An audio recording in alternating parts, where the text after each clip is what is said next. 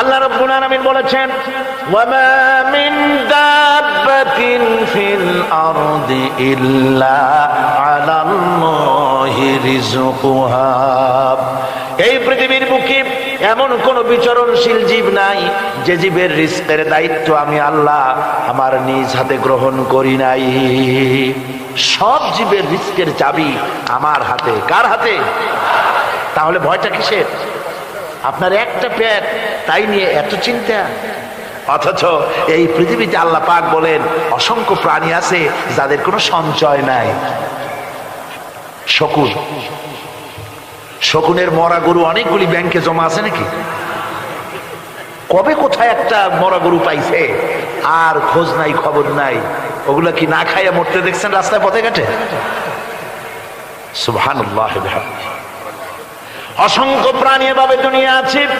আল্লাহ রাব্বুল আলামিন বলেন যাদের কোনো সঞ্চয় নাই, যারা কোনো সঞ্চয় করে না, এ ধরনের সাপগুলি, শিয়ালগুলি, বাঘগুলি, পাখিগুলি, জলচর প্রাণী, স্থলচর প্রাণী আর অন্তরিক্ষে মহাশূন্যে উড়ে বেড়ায় যে সব প্রাণী, এ ধরনের শত সহস্র কোটি কোটি প্রাণী, তারা সকাল বেলায় খালি পেট নিয়ে বেরিয়ে যায়।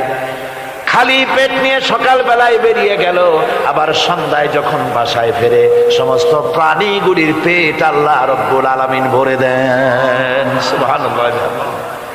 একটা প্রাণীও খালি পেটে বাড়ি ফেরে না। সুবহানাল্লাহ, সুবহানাল্লাহ।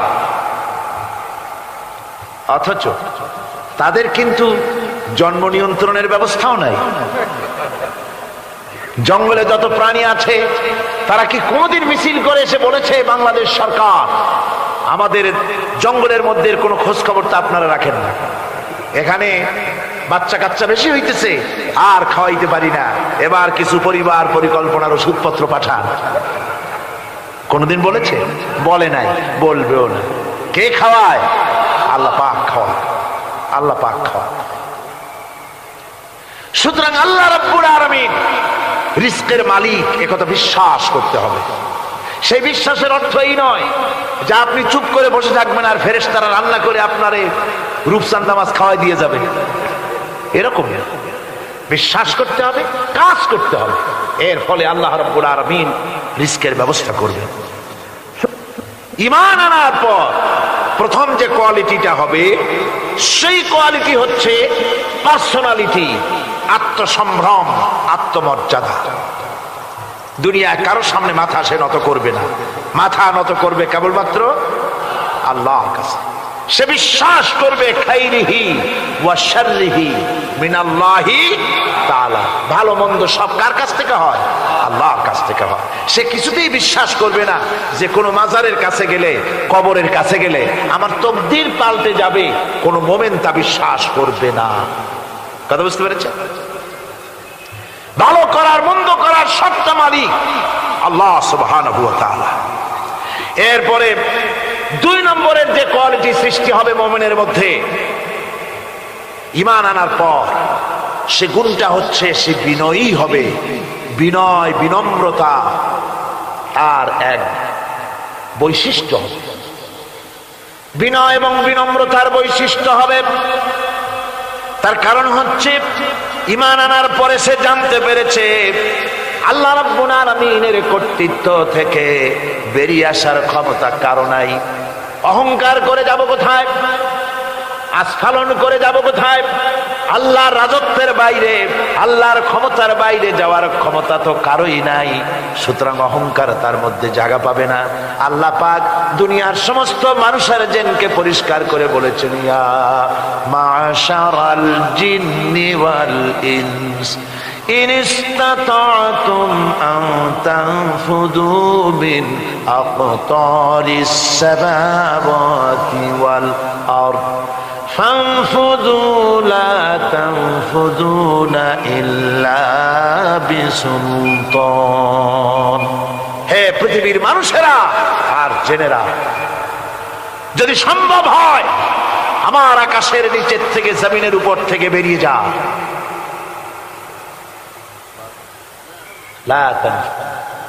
বেরিয়ে যেতে পারবে না। আমি আকাশ এবং জমিন থেকে যদি সম্ভব করতে পারো বেরিয়ে যা। আর যদি কোনো আকাশ থাকে তার নিচে যা, আর যদি কোনো জমিন থাকে তার উপরে যাও। এমন দেশ যদি পাও যেখানে আমার আলো ছাড়া কোনো আলো আছে, আমার বাতাস ছাড়া কোনো বাতাস আছে, আমার চাঁদ সূর্য ছাড়া কোনো চাঁদ সূর্য আছে, যাও সেখানে। আল্লাহ রাব্বুল আলামিন বলেন নাই এরকম যাওয়ার কোনো উপায় নাই। আমি আল্লাহ রাব্বুল আলামিন আকাশ আর জমিন দিয়ে প্যাকেট করে রেখেছি, আটকায় রেখেছি। আমার রাজত্ব থেকে, আমার ক্ষমতা থেকে, আমার কর্তৃত্ব থেকে বেরিয়ে যাওয়ার ক্ষমতা কোনো মানুষের নাই, কোনো জিনের নাই, কোনো প্রাণীর নাই। সুবহানাল্লাহ। মানুষ হচ্ছে অহংকার কিসের হবে? তোমরা হচ্ছ ফকির। আল্লাহ পাক বলছেন ওয়াল্লাহুল গনিয়্যু ওয়া আনতুমুল ফুকারা। আল্লাহ হচ্ছেন গনি। আল্লাহ কি? গনি, বেনিয়াস, বেপরোয়া।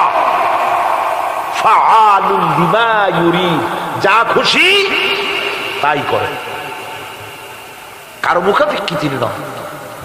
কোরআনে কারীমে রব্বুল আলামিন বলেছেন নবী আপনি আমার ব্যাপারে, আমার গুণাবলীর ব্যাপারে বলুন। কুল হুয়াল্লাহু আহাদ, পড়েন সবাই।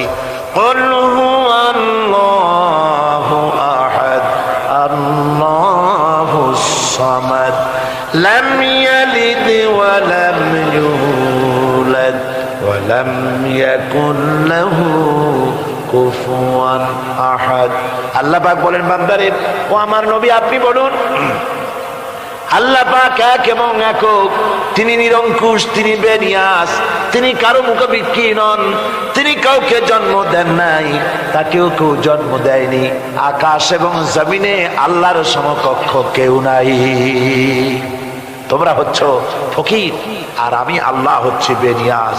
লিল্লাহি মা ফিস সামাওয়াতি ওয়া মা ফিল আরদ, আকাশে যা আছে জমিনে যা আছে সব আল্লাহ। সব কার? আল্লাহ পাকের। সুতরাং কিসের অহংকার, কিসের মাতবাড়ি? মানুষ পেছনের কথা ভুলে যায়, মুঠেই চিন্তা করে না। একটু আগে যারা ক্ষমতায় ছিল আজকে তারা ক্ষমতা হারা, আজকে যারা ক্ষমতায় এলো তারা আবার ক্ষমতা মস্তদে বসে দুনিয়ার সব বিপদাপদ ভুলে যায়। কি করে আরো বেশি লুটপাট করা যায়, আরো বেশি মানুষকে শোষণ করা যায়, মানুষ এই চিন্তাই করে। অহংকারে, ক্ষমতার দর্পে ফেটে পড়ে, চিন্তা করে না পেছনের কথা। আল্লাহ রাব্বুল আলামিন বলেন যারা নাকি মুমিন বান্দাদের বিনয় এবং বিনম্রতা তাদের মধ্যে সৃষ্টি হয়ে যাবে, তার কারণ হলো আল্লাহ পাক বলেছেন ওয়ালা তামশি ফিল আরদি মারহান ইন্নাকা লান তাখরিকাল আরদা ওয়া লান তাবলুগাল জিবালা তুলা। ওয়ালা তামশি ফিল আরদি মারহান, আমার জমিনের উপরে অহংকার করে পা ফেলো না। তুমি কি পারবে অহংকার করে আমার জমিনটাকে ফাটাই দিতে? কি বলেন, পারা যাবে? অহংকার করে জমিনের উপরে লাথি মারেন জোরে, জমিন ফাটবে? ফাটবে না, আপনার পা ছিঁড়ে যাবে। আপনি কি পারবেন অহংকার করে পাহাড়ের উচ্চতা লাফ দিয়ে ছাড়াই যেতে পারবেন? তাও পারবেন। সুতরাং আল্লাহ পাকের উপরে ঈমান আনলে পরে তাদের মাথা এভাবে নত হয়ে যায়, অহংকার তাদের মধ্যে জায়গা পায় না। অহংকার কিসের? কিসের অহংকার তোমার? মানুষ তার জন্মের কথা, কোরআনে কারীম বলে মানুষ কি তার জন্মের কথা স্মরণ করে না? তোমার তো এমন অবস্থা ছিল দুনিয়ায় উল্লেখযোগ্য বিষয়বস্তু হিসাবে তুমি পরিগণিত ছিলে না। তুমি হচ্ছ, তোমার জন্মের উৎস কথা হচ্ছে এক ফোঁটা নাপাক পানি, এমন নাপাক পানি যা শরীর থেকে নির্গত হলে পরে গোসল করা ওয়াজিব হয়ে যায়। এমন এক ফোঁটা নাপাক পানি যার জন্মের উৎস, তার আবার অহংকার কিসের? পৃথিবীতে অহংকার যারাই করলো আল্লাহ পাক তাদেরকে ভালো করে দেখায় দিলেন। নমরুদকে দেখায়ছেন, ফেরাউনকে দেখায়ছেন, যুগের ছোট ছোট নমরুদ ফেরাউন যেখানে যেখানে খুঁজে খুঁজে ফেরাউন হয়েছে আল্লাহ সকলকেই দেখিয়ে দিয়েছেন। দেন নাই? দেখিয়ে দিয়েছেন। সুতরাং মাথা নিচু করে চলতে হবে, বিদ্যার বড়াই করা চলবে না। কত লেখাপড়া করেছো তুমি? এমএ পাস করেছো, তাতে কি হয়েছে? সবেমাত্র বর্ণবোধ পড়েছো, জ্ঞানের রাজ্যে পা ঢুকিয়েছো, এখনো কিছু শেখনি। টাইটেল পাস করেছো তো কি হয়েছে? কদ্দুর শিখেছো? নিউটনের মতো মানুষ মৃত্যুর সময় বললেন, জ্ঞান সমুদ্রের বেলাভূমিতে দাঁড়িয়ে সামান্য বালু কণা নিয়ে নাড়াচাড়া করলাম, অথই সমুদ্রের কিছুই দেখতে পারলাম না। শেখ সাদি রহমতুল্লাহ আলাইহি ইন্তেকালের সময় বলেছেন, মালুম শোধ কি হিচ মালুম না শোধ, সারা জীবন সাধনা করে বুঝিলাম ইহা যে কিছুই বুঝিলাম না। এগুলি হচ্ছে জ্ঞানীদের কথা। আর কোন রকম ইউনিভার্সিটির বারান্দা দিয়ে 3-4 দিন হাঁটছে, কয় যে সব বুঝি। কি বুঝছো? কয় দেয়ার ইজ নো গড, স্রষ্টা বলতে কেউ নেই। পাগল কি আর গাছে ধরে মিয়া? সুতরাং বিদ্যার বড়াই চলবে না, স্বাস্থ্যের বড়াই চলবে না, অর্থের বড়াই চলবে না। অর্থের বড়াই করবে, কত অর্থ তোমার হয়েছে, আল্লাহ যদি ইচ্ছে করেন ব্রেনের মধ্যে, মগজের মধ্যে এমন টিউমার করে দিবেন, মগজের মধ্যে এমন ক্যান্সার করে দেবেন, হার্টের ভিতরে এমন ক্যান্সার লাগায় দিবেন, 14 গোষ্ঠী বিক্রি করলে ঔষধের পয়সা হবে না। পারবে কিনা আল্লাহ কর, জোরে বলবেন পারবেন কিনা? এমন বহুত অসুখ আছে ডাক্তাররা বোঝেই না ঔষধ দেবে কি, কি রোগ ডাক্তাররাই বোঝেন। এগুলি ইংল্যান্ড এবং আমেরিকায় যখন যাই, সেখানে বহুত লোক দোয়া নিতে আসে, কয় যে হুজুর দোয়া করেন, দীর্ঘদিন পর্যন্ত রোগে ভুগতেছি। কি রোগ? অমুক রোগ। তাই এখানে এত মডার্ন মেডিকেল সায়েন্স এত উন্নত হয়েছে, ডাক্তাররা কি কয়? কয় ডাক্তাররা ব্লাড, স্টুল, ইউরিন, কুষ্ঠিসুদ্ধা টেস্ট করিয়া কয় যে বুঝি না কি হয়েছে। সুতরাং মুমিন বান্দা যারা আল্লাহর দ্বীনকে কবুল করবে, কালেমা পড়বে, তার অন্যতম একটি কোয়ালিটি হচ্ছে সে বিনয়ী, বিনম্র হবে। সুবহানাল্লাহ পড়ে। অহংকার তার মধ্যে জায়গা পাবে না। হাদিসে কুদসির ভিতরে এসেছে, আল্লাহ পাক বলেন, অহংকার হচ্ছে আমার ইজার, আমার চাদর স্বরূপ। যে ব্যক্তি অহংকার করে সেজন্য আমি আল্লাহর চাদর নিয়ে টানাটানি করে। নাউযুবিল্লাহি মিন যালিক। এরপরে মুমিন ব্যক্তি কলেমা পড়ার পর, ঈমান আনার পরে যে কোয়ালিটি হওয়া উচিত, আল্লাহর পরে ঈমান আনলে পরে যে কোয়ালিটি হওয়া দরকার, সেটা হচ্ছে তার মধ্যে বীরত্ব এবং নির্ভীকতা আসবে। সে ব্যক্তি নির্ভীক হবে, মৃত্যুর ভয় পাবে না, মৃত্যুর ভয় পাবে না। তার কারণ হলো মুমিন ব্যক্তি ঈমান আনার পরে জানতে পেরেছে যে মৃত্যু থেকে পালাবার উপায় কোনো প্রাণীর নাই। আছে নাকি? মৃত্যু থেকে পালানো যাবে? মৃত্যু থেকে পালানো যাবে না। মুমিন এই জন্য ভয় পাবে না। এই জন্য মুমিন জীবনে একবার মরে, মুমিন সবসময় বীর পুরুষ হয়। মুমিন কি হয়? আর মুনাফিক হয় কি? কাপুরুষ। মুমিন মরে জীবনে একবার, আর মুনাফিক মরে জীবনে কয়েকবার। সাইকেলের টায়ার বাস্ট হলে শীতই পড়ে ভয় ছোটে, ট্রাকের টায়ার বাস্ট হলে তো হুশই থাকে না, আর কোথাও বোমা পড়লে এমনি তার রুহু উড়ে যায়। এই হলো দুর্বল ঈমানের লক্ষণ, মুনাফিক। আর মুমিন ব্যক্তি এগুলি ভয় পায় না। তার কারণ হচ্ছে কোরআনে কারীম বলেছে, কুল ইন্নাল মাউতাল্লাযী তাফিররুনা মিনহু ফাইন্নাহু মুলাকীকুম। বলো, মৃত্যুর থেকে পালাবার কোন উপায় নাই। যেখানেই যাও না কেন মৃত্যু তোমাকে ধরবেই। তোমাকে যেখানেই যাও তুমি, মৃত্যু তোমাকে খুঁজে বের করবেই। মরণ থেকে পালাও তুমি, মরণ তোমায় লইবি ঘিরি।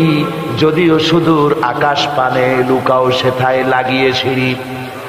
এ মহারোগের চিকিৎসক নাই, নাই সে ঔষধ জগতে। খুঁজিয়া কাতর হইলে কি হবে, পারিবে না তারে ফিরাতে। যেখানেই যাও পালাবার উপায় নাই, মৃত্যু তোমাকে ধরবেই। এই মৃত্যুর কাছ থেকে পালাবার পথ যখন নাই, তখন ক্ষণস্থায়ী জীবনের মায়া করে হকের রাস্তা থেকে বিরত থাকার কোনো অর্থ হয় না। বরং এই রাস্তায় যদি জীবন দেওয়া যায়, সে মৃত্যু নয়, সেটার নাম জীবন। সেটার নাম কি? জীবন। আরে জীবন তো আল্লাহ কিনে নিয়েছে। আমাদের জীবন কে কিনে নিয়েছেন? আল্লাহ রাব্বুল আলামিন বলেছেন, ইন্নাল্লাহা আশতারা মিনাল মুমিনিনা আনফুসাহুম ওয়া আমওয়ালাহুম বিআন্না লাহুমুল জান্নাহ। আল্লাহ পাক বলেন, আমি আমার মুমিনের জান এবং মালকে খরিদ করে নিয়েছি, বিনিময় আমার মুমিনকে আমার জান্নাত দান করে দিয়েছি। মুমিনের মালটাও আমার, জানটাও আমার। তো আসলে জান আর মাল কার? আল্লাহ পাকের। তো আল্লাহ কিনে ইচ্ছেটা কিনেছেন, আমাদের ইচ্ছেটা। আমরা আমাদের ইচ্ছে মতো আমাদের মাল খরচ করতে পারবো না, আমাদের ইচ্ছে মতো জান খরচ করতে পারবো না। মাল আর জান সবটাই খরচ হবে আল্লাহর জন্য। কার জন্য? আল্লাহর জন্য করতে হবে। আপনাকে আল্লাহ টাকা দিয়েছেন, কড়ি দিয়েছেন, এই ধন সম্পদ যে কোনো দলের লোক এসে চাঁদা চাইলেই আপনি দিতে পারবেন না, যেহেতু কিয়ামতের দিন আল্লাহর দরবারে জবাবদিহি করতে হবে। পয়সা আল্লাহ দিয়েছিলেন, ওই পয়সা দিয়া ধর্মনিরপেক্ষবাদীদেরকে টাকা দিয়া সহযোগিতা করেছেন, সমাজতন্ত্রীদেরকে টাকা দিয়া সহযোগিতা করেছেন, পুঁজিবাদীদেরকে টাকা দিয়ে সহযোগিতা করেছেন, আল্লাহর দ্বীনের সঙ্গে নাফরমানি যারা করে পয়সা দিয়া সহযোগিতা করেছেন। কিয়ামতের দিন আল্লাহর দরবারে আসামির কাতারে দাঁড়াতে হবে। পরিষ্কার আল্লাহর কথা, আমি তোমার মাল কিনে নিয়েছি, তোমার মাল আমার রাস্তায় খরচ করতে হবে। খরচ করলে কোথায় করতে হবে? আল্লাহর রাস্তায়। আপনার নিজের ইচ্ছে মতো আপনি করতে পারবেন না। দেখুন, হিন্দুদেরকে, অমুসলিমদেরকে আপনি সাহায্য করবেন। যদি কোনো অমুসলিম তার মেয়েকে বিবাহ দিতে পারে না টাকার অভাবে, আপনি সাহায্য করবেন, জায়েজ আছে, সওয়াব হবে। একটা অমুসলিম তার সন্তানকে পড়াশোনার খরচ চালাতে পারছে না, আপনি সাহায্য করুন, জায়েজ আছে। অসুখ হয়েছে, রোগের চিকিৎসা করাতে পারে না অমুসলিম, সাহায্য করুন, জায়েজ আছে। কিন্তু অমুসলিম পূজা করবে, পয়সা দিয়ে মণ্ডপ বানাতে পারে না, বলির পাঠা কিনতে পারছে না পয়সার অভাবে, সেখানে মুসলমানের সাহায্য করা জায়েজ আছে? একটা ফুটা পয়সাও সেখানে সাহায্য করা মুসলমানদের জন্য হারাম। এরকম সাহায্য করা কি জোরে কর? হারাম। তার কারণ আপনি পয়সা দিয়ে আল্লাহর সাথে শিরক করার সুযোগ করে দিচ্ছেন। এই কথাটা যেমন ভাবে বুঝলেন, অনুরূপ ভাবে যারা আল্লাহর দ্বীন কায়েম করতে চায় না, আল্লাহর দ্বীনের বিরোধিতা করে, মানুষের তৈরি করা মতবাদ প্রতিষ্ঠার সংগ্রাম করে, তাদেরকে আপনি আপনার টাকা পয়সা দিয়ে সাহায্য করলে আল্লাহর কাছে অবশ্যই আপনাকে জবাবদিহি করতে হবে, যেহেতু আপনার জান, আপনার মাল সবটাই কার। আল্লাহ রাব্বুল আলামিনের জন্য শিখাই দিয়েছেন, বলো, কুল ইন্না সালাতি ওয়া নুসুকি ওয়া মাহইয়ায়া ওয়া মামাতি লিল্লাহি রাব্বিল আলামিন। পড়েন সবাই আমার সাথে, ইন্না সালাতি ওয়া নুসুকি ওয়া মাহইয়ায়া ওয়া মামাতি লিল্লাহি রাব্বিল আলামিন। নিশ্চয়ই আমার নামাজ, আল্লাহ বলেন, শিখাই দিচ্ছেন, বলো, আমার নামাজ, আমার কোরবানি, আমার হায়াত, আমার মত সবকিছু ওই আল্লাহ রাব্বুল আলামিনের জন্য, যিনি তামাম জাহানের সৃষ্টি জগতের লালন কর্তা, পালন কর্তা, তার জন্যই নিবেদিত। সুতরাং আপনার ইচ্ছে মতো জান মাল খরচ করতে পারবেন না, খরচ করতে হবে আল্লাহর পথে। বুকের মধ্যে যে জানটা আছে, জান আপনার, কিন্তু আপনি কি আত্মহত্যা করতে পারবেন? আত্মহত্যা করলে কি হয়? কবিরা গুনাহ। কি হবে? কবিরা গুনাহ। কিয়ামতের শাস্তি কি? জাহান্নাম। কোথায় যেতে হবে?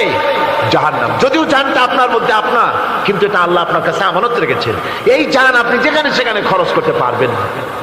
আপনার এই জানটা নিয়ে মানুষের তৈরি করা মতবাদের আন্দোলনে সংগ্রাম করে জানকে ক্ষতিগ্রস্ত করতে পারবেন না। ওই রাস্তায় মরবেন তো জাহান্নামে যেতে হবে। এই রাস্তায় আপনার জীবন দিতে বলা হয়নি। আপনার জান আর মাল সবটা খরচ করতে হবে আল্লাহ রাব্বুল আলামিনের জন্য, যেহেতু আমাদের জান মালের বিনিময়ে আল্লাহ রাব্বুল আলামিন আমাদেরকে জান্নাতের ওয়াদা করেছেন।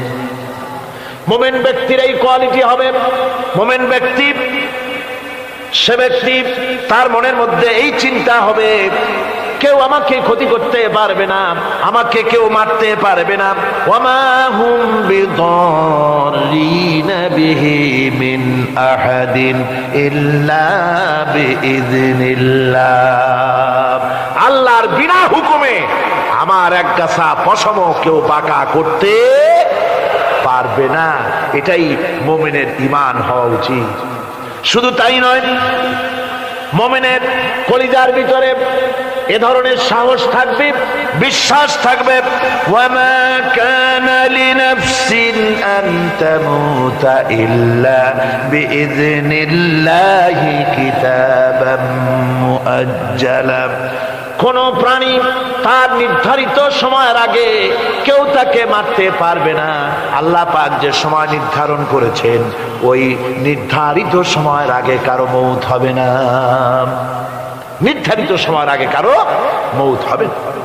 কোরআনে কারীমে ভিন্ন জায়গায় আল্লাহ বলেন, কুল লাউ কুনতুম ফি বুয়ুতিকুম লাবারাযাল্লাযীনা কুতিবা আলাইহিমুল কতলু ইলা মাদাজিহিম। আল্লাহ পাক বলেন, নবী বলুন, ভাগ্যে যদি নিহত হওয়া থাকে, ভাগ্যে যদি নিহত হওয়া থাকে, সে যদি তার নিজের বিছানায়ও থাকে, ওই বিছানা থেকে তাকে বেরিয়ে যেতে হবে, মৃত্যুর জায়গায় তাকে পৌঁছে যেতে হবে। কেউ রক্ষা করতে পারবে না। মৌত যখন আসবে অবশ্যই মৃত্যুর কাছে তাকে যেতেই হবে। আমার বন্ধু, মনে পড়ছে সেই দার্শনিকের কথা। একজন দার্শনিক নৌকায় চড়ে যাচ্ছে কোথাও, তো নৌকায় চড়ে যাচ্ছে, দার্শনিক একা, মাঝি নৌকা বাঁধছে। দার্শনিক মানুষ তো, মাথার মধ্যে দর্শন গিজগিজ গিজগিজ করছে, কথা বলার লোক পায় না। এখন মাঝির সাথেই কথা বলার সিদ্ধান্ত নিল। শেষ পর্যন্ত বলল, রে মাঝি, কত বছর নৌকা চালাও? তা তো বহুত বছর, জীবনটাই কাটাই দিলাম। ভূগোল চেনো? ভূগোল কখনো দেখেছো? কই যে না, ভূগোল আমি দেখবো কোথাতে, আমি হলাম গরিব মানুষ, এগুলি ধনীদের কাম, তারা হয়তো খায় টায়, আমি ভূগোল দেখিও নাই খাইও নাই। বলে আশ্চর্য কথা, ভূগোল মানুষে খায় নাকি? জীবনটা তো সারে নেই, নষ্ট করে ফেলাইছে। মাঝি দাঁতগুলো বাইর করে দিয়ে বলতেছে, স্যার হইতেও পারে। কিছুক্ষণ পর দার্শনিক বলছে, এই বেটা, দর্শন বোঝো? স্যার খামোখাই শরম দিচ্ছেন, এ সমস্ত বড় লোকের খাবার, ওগুলি আমার সামনে বলে লাভটা কি? আমরা গরিব মানুষ, এগুলি আমরা কোনোদিন দেখিও নাই, খাইও নাই। দার্শনিক বলছে, বেটা বেওকুফ, দর্শন মানুষে বুঝি খায়? তোর জীবন আটা নাই মিশা। মাঝি কয়, হইতেও পারে। এবার দার্শনিক বলছে, এই বেটা, কিছুই তো জানো না, খালি দাব বাই করো, ইতিহাস চেনো? মাঝি বলছেন, স্যার এইবার একটা কথা বলছেন যেটার সাথে কিছুটার মিল আছে, আমি খাইছি। সেটা হচ্ছে, বাপ গরিব ছিলেন, কিন্তু মাঝে মধ্যে শীতের মৌসুমে পাতিহাঁস জবাই করে আমরা খাইতাম, আর বিবাহের সময় শ্বশুর বাড়ির রাজহাঁস জবাই করে খাওয়াইছিল, কিন্তু ইতিহাস তো খাই নাই, ওইটা কোথায় পাওয়া যায়? দার্শনিক বলছে, বেকুব বেটা, ইতিহাস আর পাতিহাঁস বুঝি এক? তোর জীবন তো বারো নাই মিশা। মাঝি কয়, হইতেও পারে। কিছুক্ষণ পর উত্তর দিকে কালো মেঘ উঠেছে, আকাশ থমথমে ভাব, নদীর ভিতরে তুফান সৃষ্টি হয়েছে। মাঝি বলছে, স্যার সাঁতার জানেন? কয় যে না মাঝি, সাঁতার তো জানি না। মাঝি কয়, স্যার ভূগোল, দর্শন, ইতিহাস, 3 সাবজেক্টে আমার জীবন 12 আনা মিশা। এখন তো দেখি এক সাবজেক্টে 16 আনাই মিশা আপনার। আমার তো 4 আনা আছে, 12 আনা ফেল, 4 আনা তো আছে। ওই 4 আনা দিয়ে আমি সাতরাইয়া কেনারায় উঠে যাব, আর ইতিহাস, দর্শন, পাতিহাস খাইয়া ডুবে মরমিয়া। এবার দার্শনিক বলছে, আরে মাঝি, মানুষ কি এরকম নৌকো ডুবে মরে নাকি? কয়, মরে না। আমার বাপ এই নৌকার মাঝি ছিল, তারপরে এই নৌকা বাইতে বাইতে আমার বাপ এই নৌকার মধ্যে মরছে ডুবিয়া। আচ্ছা, তোমার দাদা? আমার দাদাও মাঝি ছিল, এই নৌকা বাইতে গিয়ে সেও মরছে।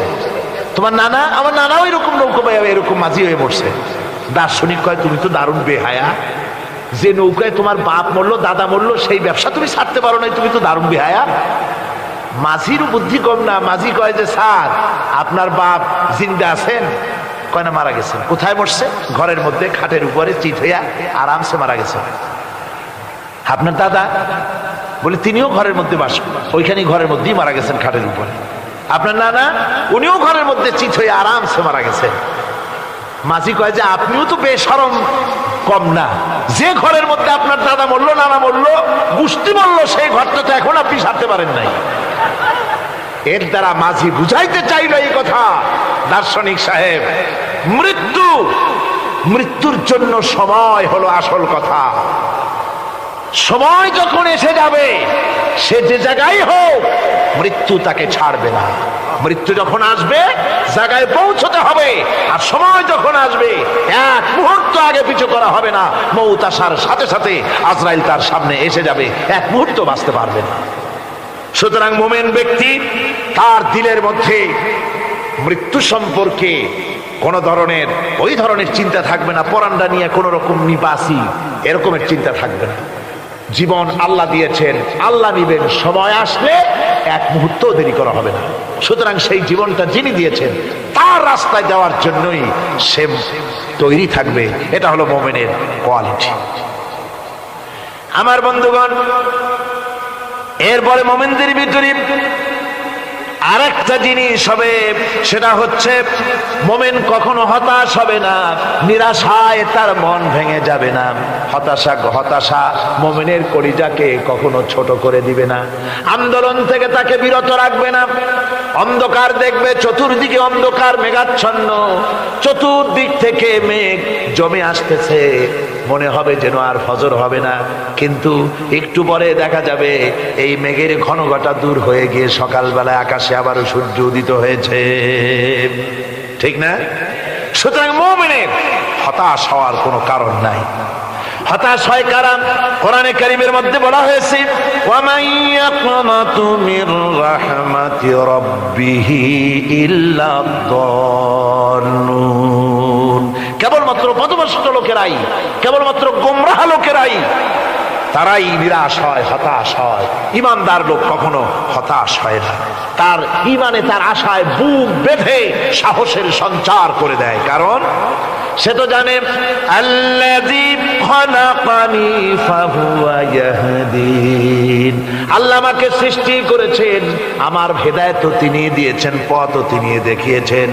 আল্লাযী হুয়া ইউতঈমুনি ওয়া ইয়াসকিন, আমি যখন ক্ষুধার্ত হই ওই আল্লাহই আমাকে খাওয়ান, আমি যখন তৃষ্ণার্ত হই তখন আল্লাহই আমাকে পান করান। ওয়া ইযা মারিদতু ফাহুয়া ইয়াশফিন, আর যখন আমি অসুস্থ হই ওই আল্লাহই আমাকে রোগ মুক্ত করেন। সুবহানাল্লাহ। দেখেন হযরত আইয়ুব আলাইহিস সালাম সব কোরআনের মধ্যে আছে, আল্লাহ পাক সব বলে দিয়েছে। আমাদের মধ্যে অনেকের রোগ হলে কয় যে এত নামাজ রোজা করি আর রোগে আমারই পাইল, বলে না এরকম? নামাজ রোজা করি, দান সদকা করি, হজ করি, আর আমার এই রোগটাই পাইলো, এই রোগ সারি না। আশ্চর্য কথা, রোগ দিয়ে আল্লাহ মানুষের ঈমান পরীক্ষা করেন। ধৈর্য ধরতে হবে। হযরত আইয়ুব আলাইহিস সালামের রোগ হলো 18টি বছর পর্যন্ত রোগে ভুগলেন। 18 বছর শরীর পচে যেতে লাগলো, বিবি বাল বাচ্চা সব তার কাছ থেকে ছড়ে গেল, গ্রামের লোকেরা তাকে তাড়ায় দিল, জঙ্গলের ভিতরে তিনি কাটাতে লাগলেন। এরপরে তিনি কষ্টে অস্থির হয়ে গেলেন, কোন শেকায়েত আল্লাহর দরবারে তোলেন নাই। বলেছেন, আয় আল্লাহ পাক, আমি দারুণ ভাবে রোগগ্রস্ত হয়ে পড়েছি, আর তুমি রহমান রহিম।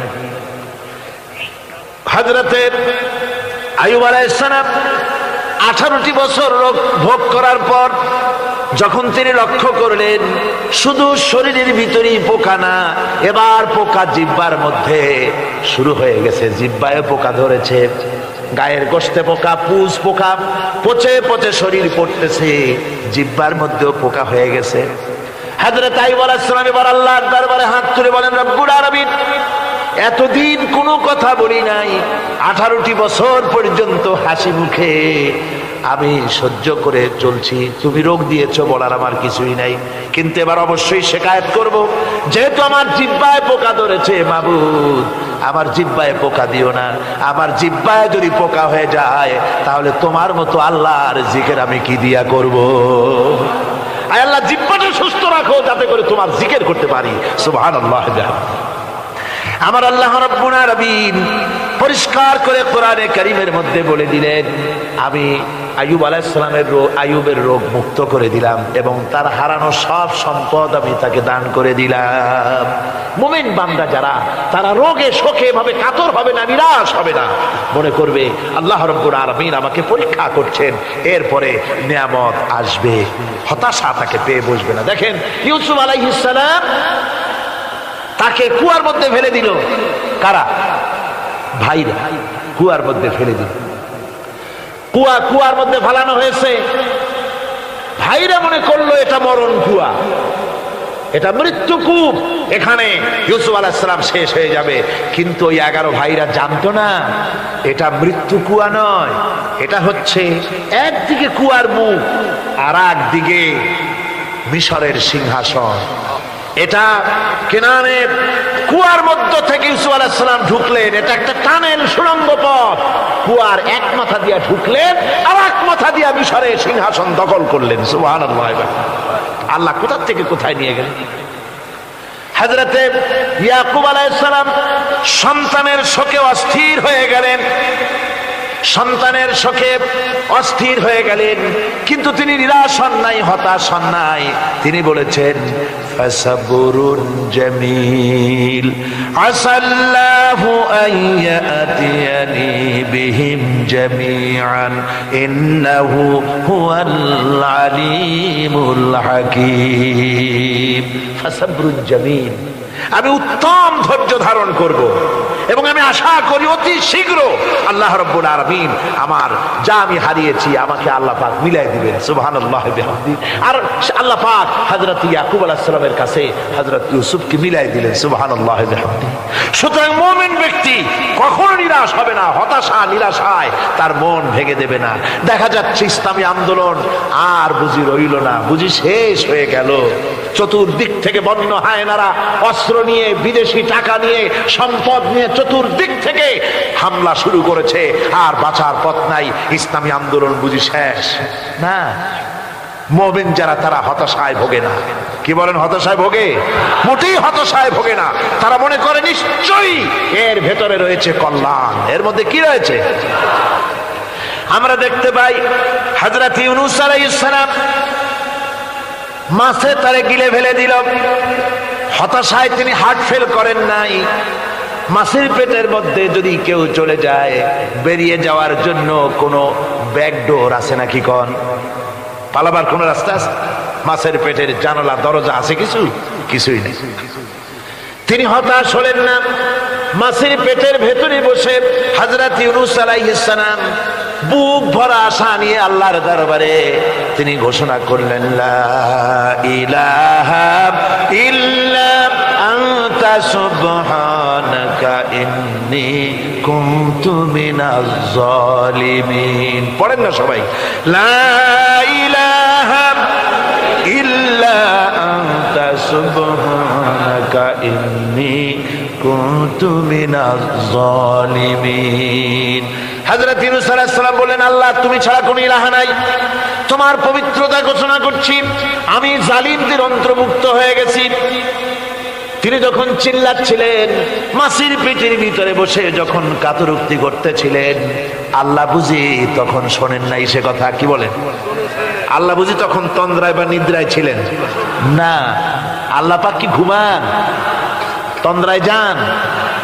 লা তাখুযুহু সিনাতুন ওয়ালা নাওম। আল্লাহ রাব্বুল আলামিন বলেন, কোন তন্দ্রা বা নিদ্রা আল্লাহ রাব্বুল আলামিনকে স্পর্শ করে না। হযরত ইউনূস আলাইহিস সালাম যখন মাছের পেটের ভিতরে বসে চিৎকার মারলেন, আল্লাহ পাক বলেন, ইউনূস রে, তোমার ওই ডাক কেউ শোনে নাই। দুনিয়ার কোন রাজা বাদশাহ শোনে নাই, দুনিয়ার কোন বন্ধু বান্ধব তোমার শোনে নাই, কিন্তু আমি তোমার আরশের মালিক, আমি রব্বুল আলামিন শুনেছি।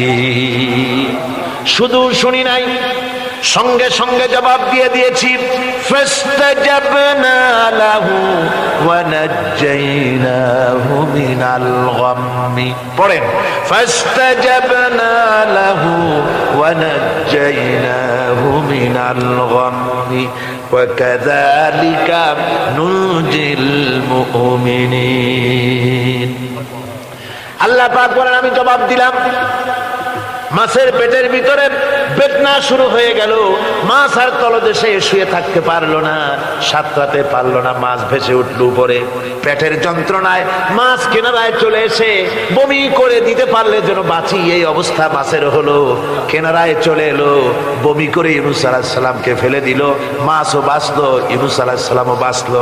আল্লাহ রাব্বুল আলামিন বলেন, মুমিনেরা শোনো, শুধু ইউনূসকে নয়, ওয়া কাযালিকা নুনজিল মুমিনিন। এইভাবে করে মুমিন বান্দারা যদি আমাকে ডাকে, আমার কাছে যদি হাত ফাইলায়, আমি আল্লাহ রাব্বুল আলামিন মুমিনদের এভাবে বিপদ মুক্ত করে দেই। আল্লাহ পাক বিপদ মুক্ত করে দেন। ওয়া ইয়াত্তাকিল্লাহা ইয়াজআল লাহু মাখরাজা। আল্লাহকে যে ভয় করে, আল্লাহ তার জন্য রাস্তা খুলে দেন। জোরে কোন সুবহানাল্লাহ। দেখেন, ইউসুফ আলাইহিস সালাম, জুলাইখা তাকে আটকায় ফেলেছে ঘরের মধ্যে, তালা দেওয়া, খিল দেওয়া, সিটকানি মারা, পালাবার পথ নাই, চতুর্দিকে উলঙ্গ নগ্ন চিত্র। আর এই সুন্দরী যুবতী নারী জুলাইখা তার প্রেম নিবেদন করেছে হযরত ইউসুফের কাছে। যৌবনে ভরা, টকবগে যৌবনের যুবক হযরত ইউসুফ আলাইহিস সালাম, সৌন্দর্যের পিরামিড, বাঁচার কোনো পথ নাই জুলাইখার কুপ্রবৃত্তি চরিতার্থ করে দেওয়া ছাড়া। কিন্তু হযরতে ইউসুফ আলাইহিস সালাম আল্লাহ রাব্বুল আলামিনকে ডাকলেন, হতাশায় ভেঙে পড়লেন না, আল্লাহকে ভয় করলেন, আল্লাহকে ডাকলেন। আল্লাহকে ডেকে, আল্লাহকে ভয় করে তালাবদ্ধ দরজার দিকে যখন দৌড় মারলেন, রব্বুল আলামিন আপন কুদরতে দরজার তালাগুলি খুলে দিলেন। ভাইরা আমার, এভাবে করে মুমিনেরা কখনো হতাশ হয় না। ফাইন্না মাআল উসরি ইউসরা, ইন্না মাআল উসরি ইউসরা। মনে রাখতে হবে, দুঃখ কষ্টের সাথে থাকে সুযোগ সুবিধা, আর প্রত্যেক অসচ্ছলতার সাথে থাকে উদার সচ্ছলতা। এর কোনো বিপরীত কখনই হয় না। আল্লাহ রাব্বুল আলামিন এইভাবে করে মুমিনদেরকে বলেছেন যেন তারা হতাশায় ভেঙে না পড়ে। আমার বন্ধুগণ, মানুষ হতাশায় যেন না ভাঙে। গুনাহ করেছে, গুনাহ করার কারণে কোন মুমিন যেন হতাশায় ভেঙে না পড়ে, সেই জন্য আল্লাহ তাকে বলেছেন, লা তাকনাতু মির রাহমাতিল্লাহ। বান্দারে, আমার রহমত থেকে মায়ুস হইস না, নিরাশ হোস না। আমি রহমান, আমি রহিম। জোরে কোন সুবহানাল্লাহ। আমার বন্ধু, আপনারা কোন পৃথিবীতে কে আছে এমন, কোন সত্তা আছে এমন যে অপরাধীকে ডেকে বলে, আয় তোরে মাফ করে দেব? আছে কেউ এমন? বাপও বলে না। বাপও ছেলে যদি অপরাধ করে ডেকে বলে না, আয় মাফ করে দি। অবশ্য মন চায় ছেলে মাফ চাক, তাহলে মাফ করে দিব। মাফ না চাও পর্যন্ত বাপেও ডাকে না, মাও ডাকে না যে অপরাধ করেছিস, আয় মাফ করে দি। জোরে বলেন, কেউ বলে? আকাশ ও জমিনে একমাত্র মেহেরবান সত্তা আমার রব্বুল আলামিন। মানুষ যখন গুনাহ করে, রব্বুল আলামিন বলে, বান্দারে গুনাহ করেছিস, আমার সামনে আয়, গুনাহ মাফ চা, চোখের পানি ফেলাম। যত বড় গুনাহ তোর হোক না কেন, আমি রব্বুল আলামিন তোর গুনাহ খাতাকে মাফ করে দেব। কিভাবে মাফ করব? মানুষ যদি কোনো অন্যায় করে, অপরাধ করে, চুরি করে, ডাকাতি করে, পুলিশ তাকে অ্যারেস্ট করে, থানায় তার নাম লেখা হয়ে যায়, কয়েক বছর জেল খাটার পরে মুক্ত হলো। কিন্তু থানার ব্ল্যাক লিস্টে, দাগি খাতায় যে নাম থাকলো, ওই নাম কাটা যায় না। আবার অপরাধ করলো, আবার জেল হলো, আবার মুক্ত হলো, থানায় আরেকবার নাম লেখা হলো। যতবার অপরাধ করবে ততবার থানায় নাম লেখা যাবে, জেল খাটবে, জরিমানা দেবে, কিন্তু কালো খাতা থেকে তার নাম মোছা হবে না। আল্লাহ রাব্বুল আলামিনের অফিসের কাণ্ড ভিন্ন। কোন মানুষ যদি অপরাধ করে, গুনাহ করে যদি রব্বুল আলামিনের দরবারে বিনীতভাবে মাপ চায়, আল্লাহ রাব্বুল আলামিন বলেন, শুধু গুনাহ মাফ করি না, গুনার খাতা থেকেও নামটা আমি আল্লাহ তোমার মুছে ফেলে দেই। গুনাহ আমার কাছে মাপ চাও, আমাকে ডাকো, আমি তোমার কাছে আছি। وَإِذَا سَأَلَكَ عِبَادِي عَنِّي فَإِنِّي قَرِيبٌ। আল্লাহ পাক বলে বান্দা যখন আমাকে ডাকে আমি বান্দার একদম নিকটে, তার ঘাড়ের চাইতেও নিকটে। ওয়া নাহানু আকরাবু ইলাইহি মিন হাবলিল ওয়ারিদ। আমি আমার বান্দার সারা যে রগের উপরে তার মাথা, এর থেকেও আমি আমার বান্দার বেশি নিকটে। সুবহানাল্লাহ পড়ে। আমি তোমার কাছে, আমার কাছে মাপ চাও, যত বড় গুনাহ হোক। ওয়াকালা রাব্বুকুম উদউনি আস্তাজিব লাকুম। তোমার প্রভু তোমাকে ডেকে বলেছে আমাকে ডাকো, আমি মাফ করে দেবো। সুবহানাল্লাহ। কত বড় কথা, আমাকে ডাকো, নিরাশ হয়েও না, হতাশ হয়েও না। আল্লাহর গজব বেশি না রহমত বেশি? আল্লাহর রহমত বেশি। হাদিসে কুদসির ভিতরে এসেছে, আল্লাহ পাক বলেছেন কোন বান্দা যদি আমার দিকে এক বিগত অগ্রসর হয়, আমার রহমত তার দিকে এক হাত এগিয়ে যায়। কোন বান্দা যদি আমার দিকে হেঁটে আসে, আমার রহমত তার দিকে দৌড়ায় যায়। বান্দা যখন আল্লাহর দরবারে দুহাত উঁচু করে চোখের পানি ফেলে দেয়, মুসলিম শরীফের হাদিসের ভিতরে এসেছে গভীর রাত্রে, রাতের তৃতীয় অংশে আল্লাহ রাব্বুল আলামিন প্রথম আকাশে আসেন আর ডেকে বলেন, পৃথিবীতে আছো নাকি কেউ গুনাহ করে জীবন বরবাদ করে দিয়েছো, আমার কাছে মাপ চাও। ঋণগ্রস্ত আছো, অসুস্থ আছো, অপমানিত আছো, কে আছো মাজলুম, আমাকে ডাকো, আমার কাছে বলো, আমি ডাকের সাড়া দেব, জীবনের আশা পূরণ করে দেব। ওই সময় যেই সমস্ত লোকেরা কাঁদে তাহাজ্জুদের নামাজ পড়ে, আল্লাহ জিজ্ঞেস করেন ফেরেশতারা, অমুক অমুক দেশে অমুক অমুক বান্দারা কাঁদে কেন? ফেরেশতারা বলে রব্বুল আলামিন তুমি তো ভালো করে জানো। আল্লাহ বলেন জানি, তবুও তোমাদের মুখে শুনতে চাই। তারা বলে রব্বুল আলামিন তোমার এই বান্দা গুনাহ করেছে, গুনার জন্য মাপ চায়, জাহান্নাম থেকে বাঁচতে চায়। আল্লাহ পাক বলেন ফেরেশতারা আমার এই বান্দারা আমারে দেখেছে নাকি? বলে দেখে নাই। বলে আমার দোজখ দেখেছে নাকি? বলে না, তাও দেখে নাই। আমার বেহেশত দেখেছে নাকি? বলে না, তাও দেখে নাই। আল্লাহ পাক বলেন ফেরেশতারা সাক্ষী থাকো, ওরা আমাকে দেখে নাই, আমার বেহেশত দোজখ কিছুই দেখে নাই, শুধুমাত্র আমার নবীর কথা, আমার কোরআনের কথা বিশ্বাস করে আরামের ঘুমকে হারাম করে যেভাবে তারা কাঁদতেছে, সাক্ষী থেকে যাও ফেরেশতারা, আমার রহমতের দরিয়ায় জোশ মেরেছে, আমার ওই ক্রন্দনরত বান্দাগুলিকে আমি আল্লাহ মাফ করে দিলাম। সুতরাং মুমিন বান্দা যারা, আল্লাহর মুমিন বান্দা যারা, এই ইমানের কোয়ালিটি, এটাও হতাশায় নিরাশায় ভেঙে পড়বে না। গুনাহ তো মানুষই করে, গুনাহ হয়ে গেছে, মাপ চাও। তোমার গুনাহ কদ্দূর? তোমার গুনাহ যদি হয় পাহাড় সমান, আল্লাহর রহমত আকাশ সমান। জাহান্নামের কঠিন শাস্তি থেকে বাঁচতে হলে আল্লাহর প্রতি ঈমান আনতে হবে। আর ঈমান আনলে যে কোয়ালিটিগুলি হওয়া উচিত, সেগুলি আমি আপনাদের সামনে আলোচনা করছি। এরপর আরেকটি কোয়ালিটি হবে মুমিনের, তা হলো কঠোর কঠিন বিপদে অবিচল থাকবে, বিপদে ভেঙে পড়বে না। বিপদ আপদ, শত্রুতা, ক্ষয় ক্ষতি যা কিছু হয় সবই আল্লাহর পক্ষ থেকে, এটা মেনে নিতে হবে এবং ধৈর্য ধারণ করতে হবে। বিপদ মুসিবত শুধু উম্মতের জন্য নয়, দুনিয়ার সমস্ত নবীদের বিপদ এসেছে, হয় নাই? নবীদের বিপদ আসে নাই? কোরআনে কারীম থেকে শুনুন, আল্লাহ রাব্বুল আলামিন বলেন, ওয়া কাযালিকা জাআলনা লিকুল্লি নাবিয়্যিন আদুওয়াম মিনাল মুজরিমিন। আল্লাহ পাক বলেন এমনি করে আমি সকল নবীদের শত্রু বানিয়ে দিয়েছি, সব পাপিষ্ঠ আর অপরাধ প্রবণ লোকদেরকে। প্রত্যেক যুগে নবীদের শত্রু ছিল, প্রত্যেক যুগে নবীদের কি ছিল? শত্রু ছিল। সে শত্রু কারা ছিল? আল্লাহ পাক বলছেন নবীদের শত্রু ছিল পাপিষ্ঠ আর অপরাধ প্রবণ লোক, এরাই ছিল নবীদের দুশমন। রাসূলগণের অবস্থা যদি এই হয়, তাহলে তার উম্মত, ওই দিনের ধারক বাহক যারা, তাদের বুঝি বিপদ আপদ হবে না? নাকি হবে কিনা? তো ইসলামের বিরোধিতা যারা করে, কোরআনের পরিভাষায় বলা হয়েছে ইসলামের দুশমন, নবীদের দুশমন। দুনিয়ার সব পাপিষ্ঠ আর অপরাধ প্রবণ লোকেরাই ইসলামের দুশমন হয়, নবীদের দুশমন হয়। আজও দেখেন, আজও তাকিয়ে দেখেন, ইসলামী আন্দোলনের বিরোধিতা যারা করে তারা পাপিষ্ঠ চরিত্রের কিনা, তাকায় দেখেন, খুঁজে দেখেন সর্বত্র।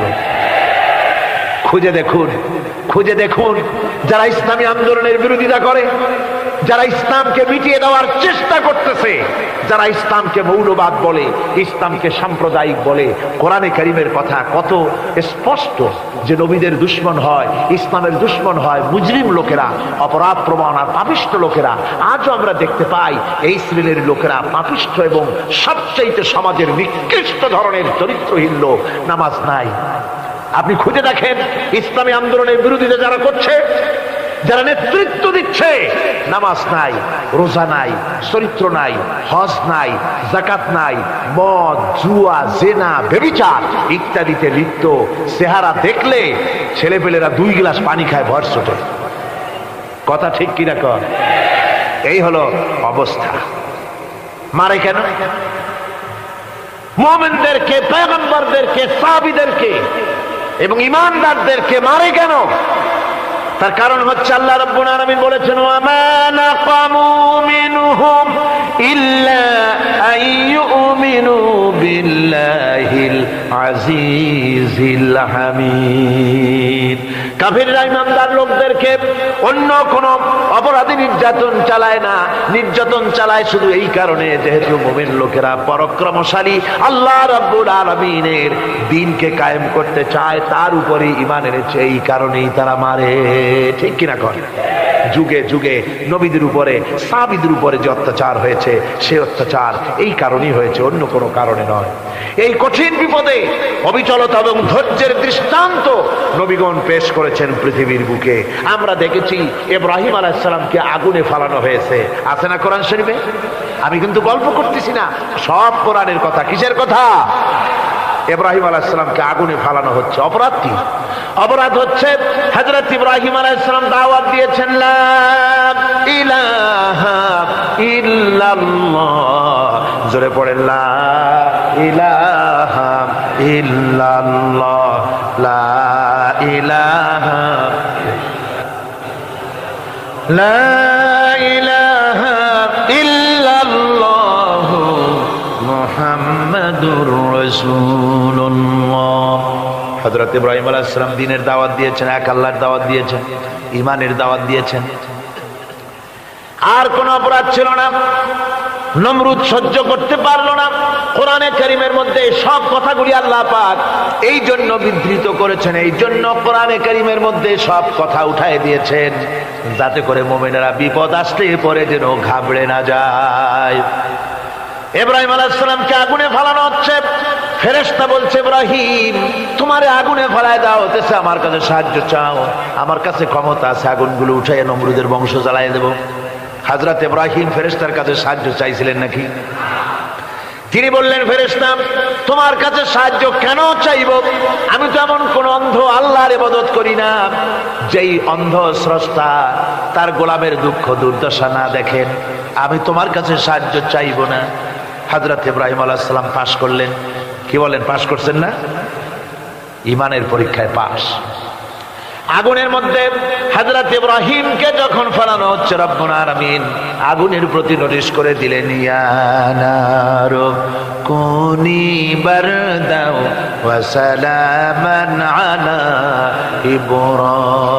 ইব্রাহিম।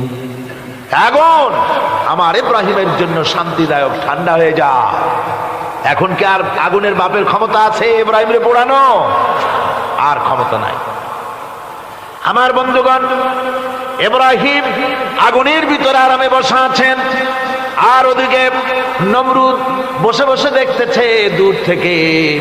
ইব্রাহিম তো জ্বলে না, গায়ের মধ্যে আগুন জ্বলে গেল। ডাক দিয়া কয়, আগুন তোর হলো কি? কেন জ্বালাইতে পারিস না আমার দুশমন রে? হলোটা কি তোর? তোর কি জ্বালানো শক্তি বন্ধ হয়ে গেল নাকি?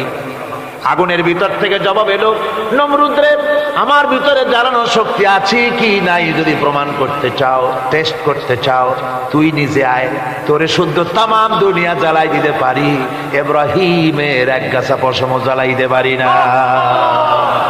তার কারণ হচ্ছে আমি হচ্ছি মাখলুক, আল্লাহ হচ্ছেন খালিক। আল্লাহ আমাকে বলেছেন না জ্বালাতে, তুমি 1000 বার বললেও আমি ইব্রাহিমকে জ্বালাইতে পারবো না। কোরআনে কারিমে ঘটনা বলে মুমিনদেরকে সাহস দেওয়া হচ্ছে, মুমিনেরা দ্বীনের কাজ করতে গিয়ে বিপদ আবাজ আসবে, ইমানের দাবি হলো বিপদ আসবে, আর বিপদ আসলে ঘাবড়ায় যেও না, মুসিবতে পড়ে চিন্তায় পেরেশানে হয়রান হয়ে যেও না। বিশ্বকবি আল্লামা ইকবাল কি সুন্দর করে বলেছেন, আজ ভি হো জু ইব্রাহিম কা হিমা पैदा आग कर सकती है एक अंदाज गुलिस्तान पैदा। ইব্রাহিমের ইমান যদি আজিও কোথাও হয় বিদ্যমান, করতে পারেন অগ্নিকুণ্ডে খুবসুরত এক গুলিস্তান। আজও যদি আগুনের ভিতরে কোন নমরুদ কোন ইব্রাহিমকে যদি ফেলে দেয়, আল্লাহ রাব্বুল আলামিন আজও আগুনকে ফুলের বাগান বানায়া দিবেন। সুবহানাল্লাহ।